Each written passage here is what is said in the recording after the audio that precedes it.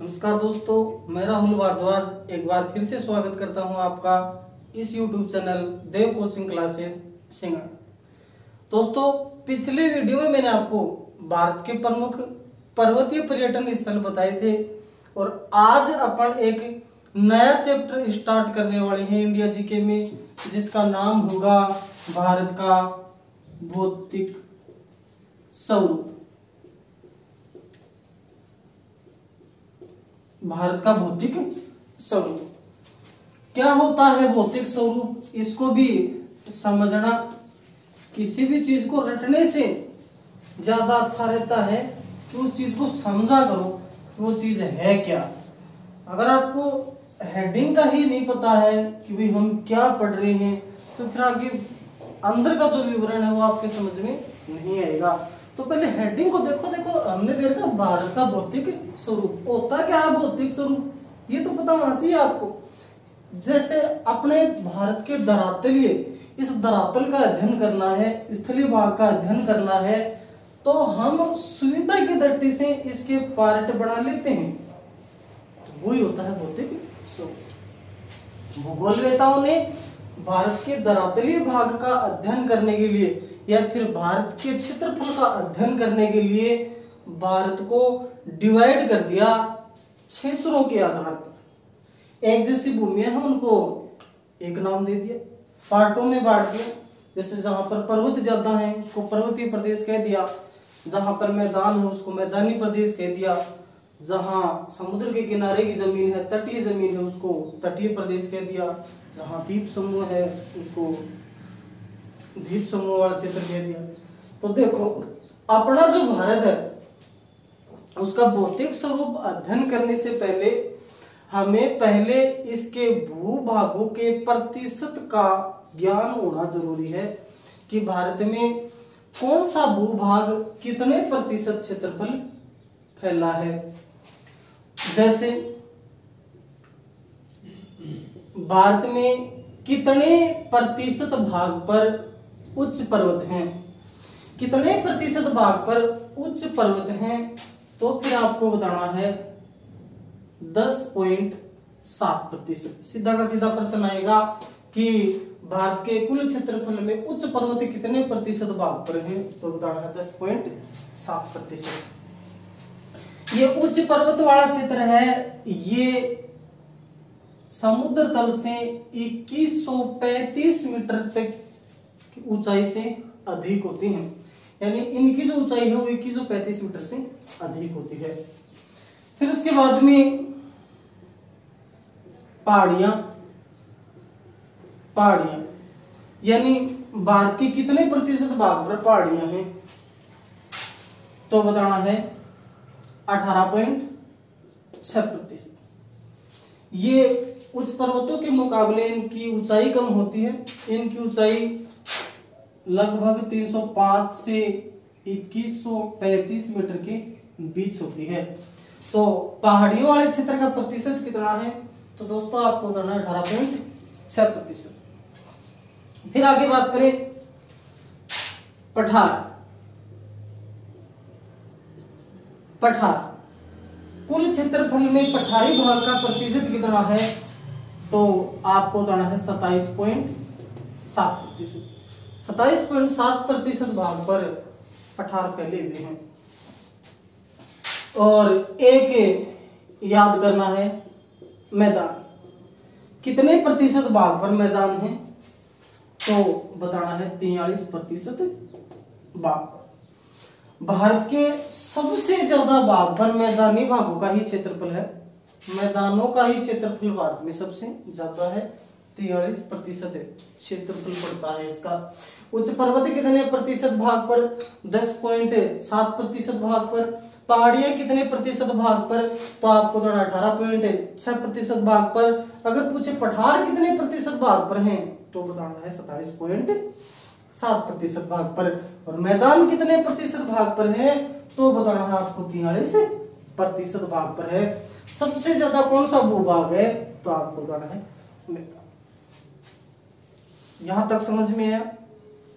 अब आगे देखो, प्रश्न आता है क्षेत्रफल की दृष्टि से, भौतिक स्वरूप की दृष्टि से भारत को कितने भागों में बांटा गया है? तो आपको 5 भागों में बताना है।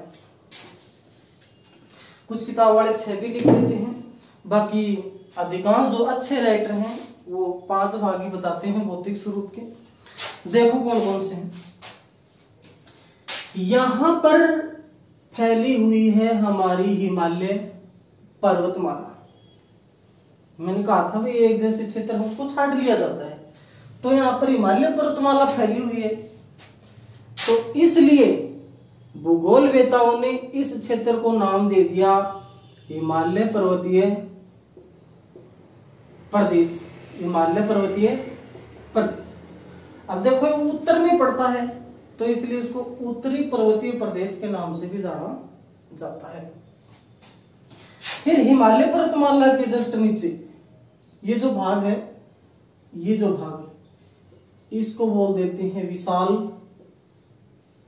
मैदान। भाई ये नदियों वाला क्षेत्र है, और नदियों वाला क्षेत्र होता है वो हमेशा मैदानी इलाका होता है, तो इसलिए इस क्षेत्र को बोल दिया गया विशाल मैदान। उत्तर में पड़ता है तो इसलिए इसको उत्तर का विशाल मैदान भी कह दिया जाता है। बाकी इसकी जो मेन नदियां हैं वो सिंधु, गंगा और ब्रह्मपुत्र नदियां हैं इस विशाल मैदान की, तो इसलिए इसको सिंधु, गंगा और ब्रह्मपुत्र का मैदान भी कह दिया जाता है। फिर आगे देखो, ये जो भाग है यहां पठार ज्यादा है, और भारत का जो नीचे वाला भाग है उसको बोल देते हैं प्रायद्वीपीय पठारी प्रदेश। नीचे वाला जो भाग है वो प्रायद्वीपीय है।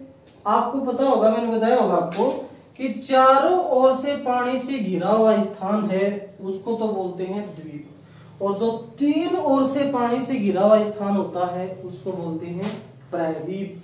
तो भारत का जो नीचे वाला भाग है वो पानी से घिरा हुआ है 3 ओर से, इधर से बंगाल की खाड़ी से, इधर से अरब सागर की खाड़ी से, और नीचे से हिंद महासागर से। इस प्रकार से यह तीनों ओर से पानी से घिरा हुआ होने के कारण इस क्षेत्र को कहा जाता है प्रायद्वीपीय भारत। और प्रायद्वीपीय भारत में पठारों वाला जो क्षेत्र है उसको बोलते हैं प्रायद्वीपीय पठारी प्रदेश। और एक ये जो भाग है जो समुद्र के किनारे लगता है, समुद्र के तट पर है, इसको बोलते हैं तटीय मैदान। तटीय मैदान। और एक ये अंडमान निकोबार वाला क्षेत्र और एक ये लक्षद्वीप वाला क्षेत्र, ये द्वीपों के समूह हैं, तो इसलिए इस क्षेत्र को बोल दिया गया द्वीप समूह प्रदेश। द्वीप समूह प्रदेश, इसमें लक्षद्वीप भी आ जाएगा और अंडमान निकोबार द्वीप समूह भी आ जाएगा। इस प्रकार से भारत को टोटल 5 भौतिक स्वरूप प्रदेशों में बांटा गया है। 5 प्रदेशों के नाम याद करना। पहलो पुंसो हिमालय पर्वतीय प्रदेश, क्योंकि हिमालय पर्वतमाला फैली हुई है।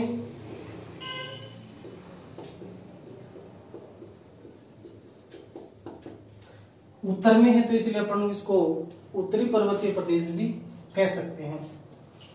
फिर उसके बाद में दूसरा कौन सा है तो बताओगे विशाल मैदान। उत्तर में पड़ता है तो इसलिए इसको उत्तर का विशाल मैदान भी बोल दिया जाता है। तीसरा कौन सा है प्रायद्वीपीय पठारी प्रदेश। प्रायद्वीपीय पठारी प्रदेश, पठार ज्यादा है तो इसलिए इसको बोल दिया गया प्रायद्वीपीय पठारी प्रदेश। और फिर एक ये हो गया जो समुद्र के किनारे लगता है, तट पर पड़ता है, उसको बोलते हैं तटीय मैदान। और एक ये द्वीप समूह वाला क्षेत्र हो गया, इसको बोलेंगे द्वीप समूह प्रदेश। ये 5 भौतिक प्रदेश हैं अपने भारत में। कुछ विद्वान 6 बताते हैं, कुछ भूगोलवेत्ता 6 बताते हैं। वो क्या करते हैं कि मरुस्थल वाला इलाका है, इसको अलग से प्रदेश बनाकर पढ़ाते हैं वो, तो एक वो कर देते हैं मरुस्थलीय प्रदेश कर देते हैं। लेकिन अच्छे जो जितने भी राइटर हैं, बड़े बड़े राइटर हैं, उन्होंने सिर्फ भारत के भौतिक प्रदेश को 5 भागों में बांटा है, उन्होंने मरुस्थलीय प्रदेश का कोई विवरण नहीं किया है। तो हम अब इन प्रत्येक भौतिक प्रदेश का विवरणात्मक अध्ययन करेंगे कि कौन से भौतिक प्रदेश के बारे में हमें कौन कौन सी बातें मिलती हैं और हमसे एग्जाम में कौन कौन से प्रश्न पूछे जाते हैं। हम पहले देखने वाले हैं हिमालय पर्वतीय प्रदेश। चलो हिमालय पर्वतीय प्रदेश की बातें करते हैं। मैंने अभी आपको बताया कि भाई हिमालय पर्वतमाला फैली हुई है इसमें, तो इसलिए इसको बोलते हैं हिमालय पर्वतीय प्रदेश। उत्तर में है तो इसलिए इसको उत्तरी पर्वतीय प्रदेश भी कह दिया जाता है। इस भाग में हमें जो कुछ भी देखना है वो हिमालय पर्वत के बारे में ही देखना है। चलो बात करते हैं हिमालय पर्वत की, जो भारत के उत्तर में लगभग सांप की आकृति में फैला हुआ है। इसी हिमालय के बारे में अपन चर्चा करेंगे। अगर आपको पूछें कि विश्व की सबसे ऊंची पर्वतमाला कौन सी है, तो आपको हिमालय पर्वतमाला बतानी है। यानी विश्व की सबसे ऊंची पर्वतमाला कौन सी हो जाएगी? हिमालय पर्वतमाला। विश्व की सबसे लंबी पर्वतमाला पूछें तो एंडीज पर्वतमाला, और सबसे ऊंची पर्वतमाला पूछें तो हिमालय पर्वतमाला। फिर आगे इसकी अगली विशेषता देखते हैं। विश्व की सबसे नवीन वलित पर्वतमाला, विश्व की सबसे नवीन वलित पर्वतमाला पूछें तो भी आपको बताना है हिमालय पर्वतमाला। ध्यान करना दोस्तों, अगर विश्व की सबसे प्राचीन वलित पर्वतमाला पूछें तो बताना है आपको अरावली पर्वतमाला, जबकि सबसे नवीन वलित पर्वतमाला पूछे तो बताना है हिमालय पर्वतमाला। ये वलित का मतलब होता है मोड़दार, ये मोड़दार है, सीधी नहीं है, तो इसलिए इसको वलित बोला जाता है। विश्व की सबसे नवीन वलित पर्वतमाला हिमालय और सबसे प्राचीन वलित पर्वतमाला अरावली पर्वतमाला। फिर आगे देखो हिमालय पर्वतमाला के बारे में अगली विशेष बात, यह किसका अवशेष है? तो आपको बताना है टेथिस सागर का। जहां पर आज हमारी हिमालय पर्वतमाला बनी हुई है वहां पर पहले टेथिस नाम का एक सागर था। तो ध्यान करना, अगर पूछे कि भाई हिमालय पर्वतमाला किसका अवशेष है तो बताओगे टेथिस सागर का अवशेष है। फिर आगे बात करें इसकी, हिमालय का उत्पत्ति काल कौन सा है? तो आपको बताना है क्रिटेशियस काल। हिमालय पर्वतमाला का उत्पत्ति काल पूछें तो आपको बताना है क्रिटेशियस काल। क्रिटेशियस काल है ये हिमालय पर्वतमाला का उत्पत्ति काल है। कहते हैं कि 840 लाख वर्ष पहले हिमालय पर्वतमाला बनी थी, क्रिटेशियस काल। एक आपको हिमालय की उत्पत्ति का सिद्धांत पूछ लेते हैं कि हिमालय की उत्पत्ति का सिद्धांत कौन सा है। तो सिद्धांत का नाम याद करना, प्लेट विवर्तनी का सिद्धांत। प्लेट विवर्तनी का सिद्धांत ये हिमालय पर्वतमाला का उत्पत्ति का सिद्धांत है। क्या होता है ये मैं आपको विश्व ज्योग्राफी में विस्तृत रूप से अध्ययन करके बताऊंगा। यहाँ पर प्लेट विवर्तनिकी का मतलब ये समझ लेना कि हिमालय पर्वतमाला है वो प्लेटों के आपसी आकर्षण के कारण उत्पन्न हुई है। बीच का जो मलबा था वो ऊपर उठ गया, उसको बोलते हैं प्लेट विवर्तनिकी का सिद्धांत। इसका विस्तार पूर्वक अध्ययन करवाऊंगा मैं आपको, एक स्पेशल वीडियो डालूंगा विश्व ज्योग्राफी में। फिर आगे ध्यान करना, अगर सिद्धांत पूछे तो बताओगे प्लेट विवर्तनिकी का सिद्धांत, अगर काल पूछ ले तो आपको बताना क्रिटेशियस काल। हिमालय पर्वतीय प्रदेश के बारे में ध्यान करना। हिमालय सबसे ऊंची पर्वतमाला है, सबसे नवीन वलित पर्वतमाला है, टेथी सागर का अवशेष है, क्रिटेशियस काल में उत्पन्न हुई थी और प्लेट विवर्तनिकी के सिद्धांत के तहत उत्पन्न हुई थी। हाँ, फिर आगे बात करा, लंबाई कितनी गई? 2400 किलोमीटर। हिमालय की कुल लंबाई कितनी है? तो आपको बताना है 2400 किलोमीटर। चौड़ाई कितनी है? औसत चौड़ाई है इसकी 250 से 400 किलोमीटर। 250 से 400 किलोमीटर तक इसकी औसत चौड़ाई। ऊंचाई कितनी? लगभग 6000 मीटर की ऊंचाई में बढ़ा। औसत ऊंचाई कितनी है? तो आपको बताना 6000 मीटर। औसत चौड़ाई कितनी है? तो बताओगे 250 से 400 किलोमीटर। और लंबाई कितनी है? तो आपको बताना 2400 किलोमीटर। कहां से कहां तक फैला है हिमालय? तो ध्यान करना, यहां एक नदी बहती है जिसका नाम है सिंधु नदी। यहां एक नदी बहती है जिसका नाम है ब्रह्मपुत्र नदी। तो इसका विस्तार इस प्रकार से बताना है, सिंधु नदी घाटी से लेकर ब्रह्मपुत्र नदी घाटी तक। इसका जो विस्तार है वो सिंधु नदी घाटी से शुरू होकर ब्रह्मपुत्र नदी घाटी तक फैला हुआ है। स्थानों के आधार पर पूछें तो ध्यान करना, यहाँ पर पीओके में नंगा पर्वत पड़ता है, यहाँ से शुरू होकर अरुणाचल प्रदेश में एक स्थान पड़ता है नामचा बरुआ, अरुणाचल प्रदेश तक। यहाँ तक हिमालय पर्वतमाला फैली है। हिमालय पर्वतमाला वाला जो कुल क्षेत्रफल है वो भारत में 5 लाख वर्ग किलोमीटर क्षेत्र है। ये क्षेत्रफल हिमालय पर्वतमाला लगभग 5 लाख वर्ग किलोमीटर क्षेत्रफल में फैली है।